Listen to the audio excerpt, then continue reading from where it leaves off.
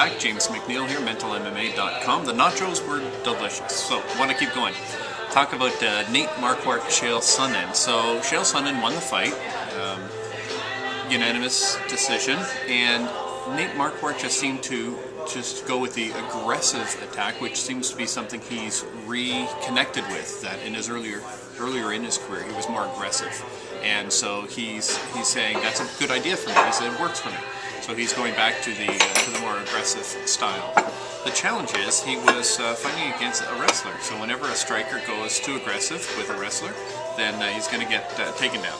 And so continuously, Nate Marquardt was being overly aggressive, overcommitting to his strikes, and Chael Sonnen simply ducked under and took him down as a wrestler and did the Chael Sonnen fight. He did the ground and pound, or sorry, the wrestling, a little ground and pound. The sad thing is Nate Marquardt, even though he wasn't on his game in many ways, he knocked Chael Sonnen out. And Chael Sonnen said he actually went out for a moment on a strike. It was a knee, and then he also said he went out in a choke. So Nate Marquardt had him out with strikes, out with a choke. He split him open. At the end of the fight, Nate Marquardt looks perfect. Chael Sonnen looked like he had been beaten up. And yet Chael Sonnen won the fight. So it's really unfortunate that Nate wasn't able to put some things together and finish. Chael Sonnen, unbelievable the way he talks.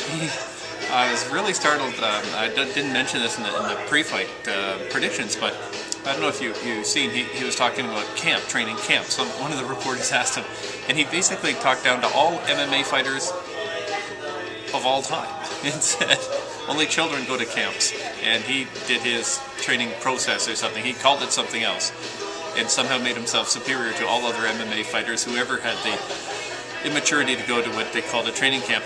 I just don't understand that line of thought to talk down to everybody within an entire industry and all of his peers. What do I know? But maybe that signs him up for politics. He knows everything and everyone else is less intelligent. Maybe that's part of that mindset. I don't know. Not my wiring. Chael Sonnen did say after the fight, though, he was shocked that he was able to take Nate down.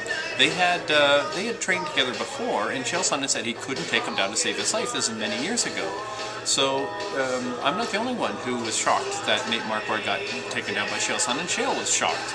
So I'm not sure that fight had more to do with Chael Sonnen's amazing performance. No disrespect to Chael Sonnen, other than the trash talking on camps. Maybe that was disrespectful, sorry.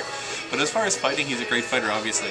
But I think what we saw was Nate Marquardt not adjusting his style to say, yeah, I'm aggressive, I like aggression, but I'm fighting a wrestler, and so I have to adapt. And I'm sure in training he doesn't fully test that out, because he's not going to throw strikes with ill intent towards his training partners like GSP or Rashad Evans, and so he has no place to train aggressive striking against a wrestler.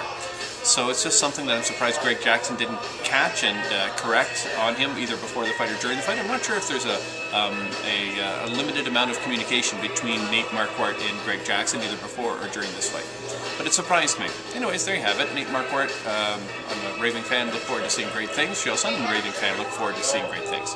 It'll be interesting to see Chael as a wrestler take on Anderson Silva, since the person who's done best in the UFC was Dan Henderson, and he actually had an effect on Anderson's game by taking him down and controlling him on the ground. So there you go, Nate Marquardt, Chael Sonnen. That's the post-fight, that's the UFC 109, what did I call this?